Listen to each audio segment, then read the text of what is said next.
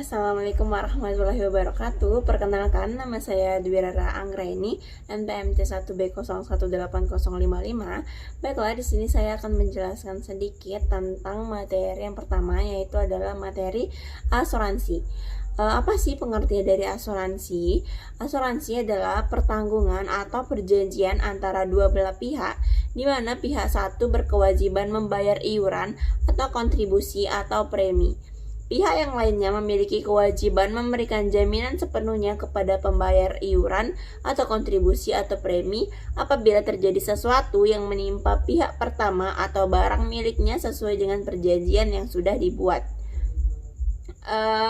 Kemudian ada istilah diasuransikan, biasanya merujuk pada segala sesuatu yang mendapatkan perlindungan, yaitu menurut dasar hukum asuransi dalam Undang-Undang Nomor 2 Tahun 1992 tentang usaha perasuransian adalah perjanjian antara dua pihak atau lebih, di mana pihak penanggung mengikatkan diri kepada tertanggung dengan menerima premi asuransi untuk memberikan penggantian kepada tertanggung karena kerugian, kerusakan, atau kehilangan keuntungan yang diharapkan atau tanggung jawab hukum pihak ketiga yang mungkin akan diderita tertanggung yang timbul dari suatu peristiwa yang tidak pasti, atau memberikan suatu pembayaran yang didasarkan atas meninggal atau hidupnya seseorang yang dipertanggungkan.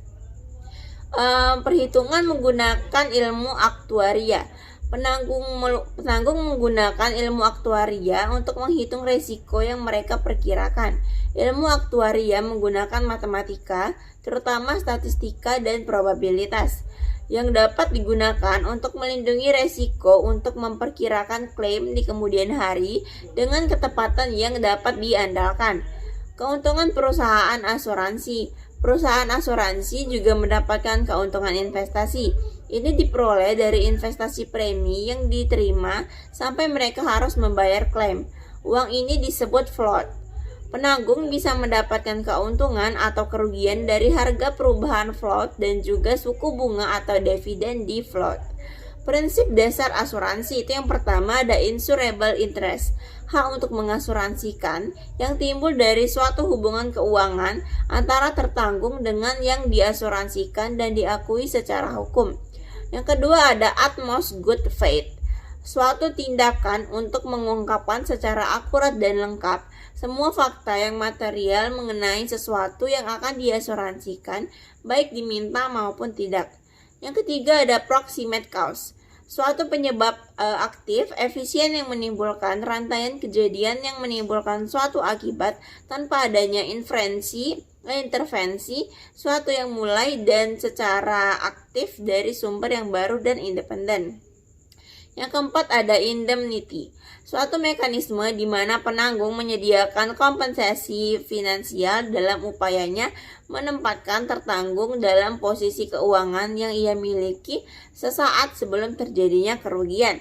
Yang kelima ada subrogation, pengalihan hak tuntut dari tertanggung kepada penanggung setelah klaim dibayar. Selanjutnya ada contribution, hak penanggung untuk mengajak penanggung lainnya yang sama-sama menanggung tetapi tidak harus sama kewajibannya terhadap tertanggung untuk ikut memberikan indemnity. Selanjutnya ada jenis asuransi.